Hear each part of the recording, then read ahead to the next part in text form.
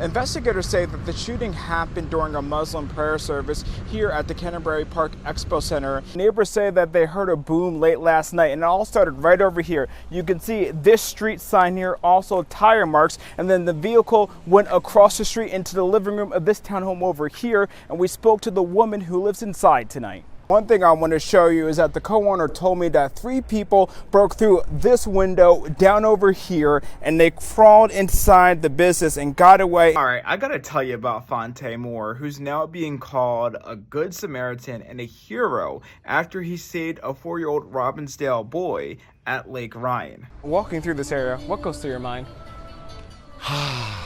You know, thoughts of all these people's lives that have been taken because of one reason or another. But I'm gonna show you how easy it is for this doubleheader today. I'm just gonna walk over here, you know, say you just went to Target Field, boom, right there is Target Center. Just look at this line right over here, okay? This is where this line is leading to. Just walk with me over here this way. It's leading to Maggie's Food for the Soul, and I have with me here Brianna Allen. You guys have been busy all day today. Can't be on the plaza without kicking a soccer ball, okay? That's what I'm about to do. We'll see how I do, okay? So we'll see. We'll try to go for 3. If I get higher, that'll be well, okay?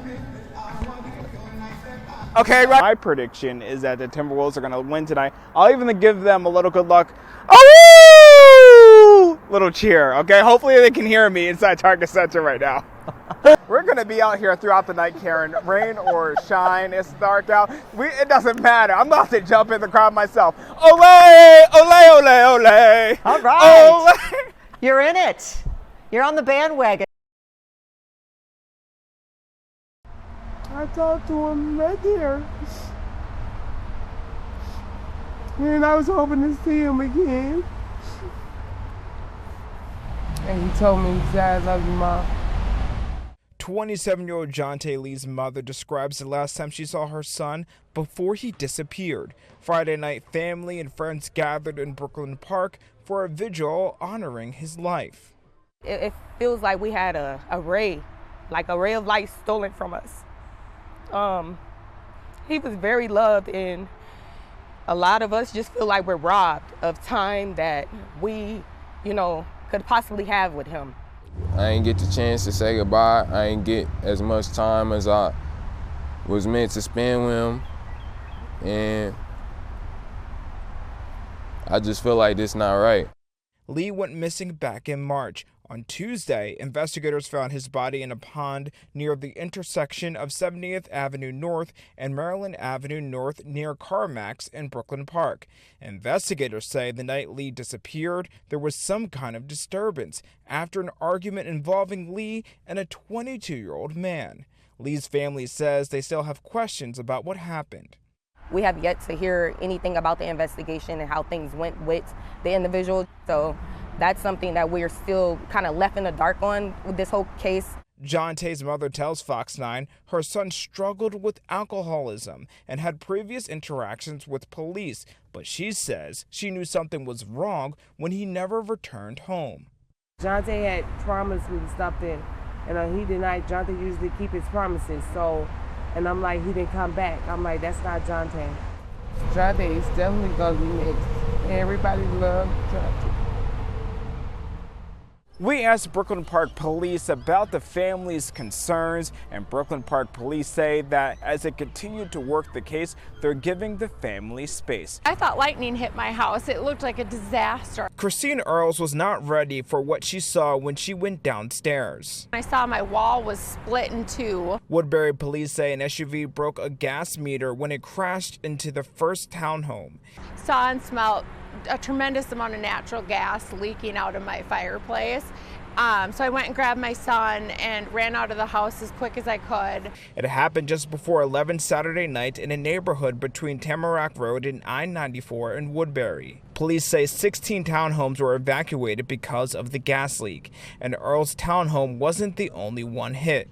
They were able to pull out, drive down the street, and hit 2 other homes. Neighbors who live nearby show us the damage. He went up on the berm there, sideswiped that utility box, came back down, went over to the right side of the road where that white van is, swerved back to the left side of the road. They took out another light pole down the street, and then they also took out another big electric box down there before crashing into the two other townhomes. Everyone was allowed back home eventually, except those in the 3 homes that were hit. I've lived there for 2 years, and my dad owned it before me, and he had lived there for 15 years probably. Anything like that happened before? No, I've never seen anything like this. It's shocking. Now, the American Red Cross is helping those who can't go to their home tonight, and police say that the driver of the SUV went to the hospital and there was no other injuries. 3 people broke through this window here before crawling inside the business and got away with just a safe in a few minutes. Caught on camera, 3 people breaking into Lush Lounge and Theater in Minneapolis. Surveillance video obtained by Fox 9 shows the suspects moving through the business. They knew to come in, they knew where to go. Investigators say the break-in happened around 4 Thursday morning. Watch here as the suspects drag a safe out of the manager's office. Within 5 minutes, they stole an entire safe of money, which accounts for not just employee tips, but cash revenue that we've had throughout the week. And so it's kind of a devastating blow. Co-owner Andy Roush says the suspects then threw the safe down these stairs, causing damage to the building. They threw an entire safe down. I mean, it's not a lightweight safe, so they hurt some of the structural damage. Then video shows the suspects carrying the safe out the front door and taking off.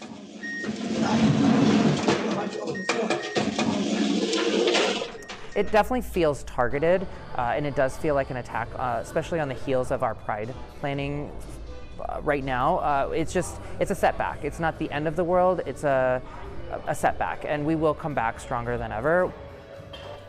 Now, the co-owner tells me the safe contained at least $3,000 in cash on top of those employee tips. Minneapolis police are investigating. To his family, he was a father, grandfather, great-grandfather. And to millions of others, he was Patriotic Kenny. Today, both groups came together to celebrate the life of a man who used his social media platforms to help others. His name was Kenneth Jerry.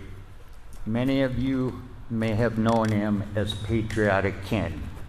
To millions online, he was Patriotic Kenny. To his family, he was dad, grandfather, great-grandfather, and best friend.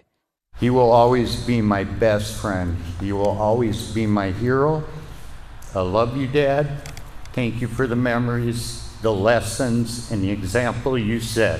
Saturday, hundreds gathered in Vadnais Heights to celebrate the life of Kenneth Jerry, a Navy veteran who served during the Cuban Missile Crisis. Kenny was known for his love of country and his commitment to helping fellow veterans. That mission reached a new audience 5 years ago after a video about his broken mobility scooter went viral. That viral moment grew into a community of more than 3 million followers on TikTok. Supporters say the attention was never about fame. It was about helping others.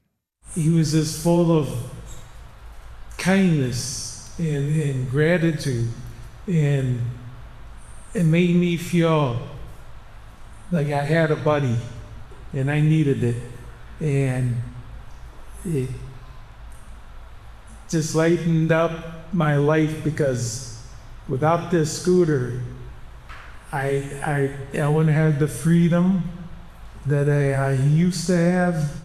Through the Patriotic Kenny Foundation, Kenny helped provide mobility scooters to veterans, giving many a new sense of freedom and independence. In March, Kenny announced he had lung cancer. 2 months later, he died. Saturday's celebration ended with a flyover, a fitting tribute for a man who spent a lifetime serving others. I know my dad is looking down and happy as he could ever be, seeing what we're doing today. Supporters say Kenny's legacy will continue through the Patriotic Kenny Foundation. The organization's goal is to provide 250 mobile scooters to veterans in honor of America's 250th birthday. The wife of the home just started screaming around the house hysterically, just saying that he's drowning, he's drowning. Fonte Moore was wrapping up a job at a home near Ryan Lake when his customer inside spotted the 4-year-old in the water. When he got to the water, he could see the child 50 to 75 feet from shore. All I did was I took everything out of my pockets, jumped in, was able to get out to him right before he started to sink. I was just talking to him like, I'm coming, I'll be there. Just hang on, I'm almost there. And when I got there, it was just such a relief. Moore tucked the 4-year-old under his arm and swam him back to shore. Only after they were safe did the emotion of what just happened begin to sink in. I started welling up a little bit because I have a small granddaughter, and I would hope and pray that someone would do the same thing I did if I wasn't around or available to do it.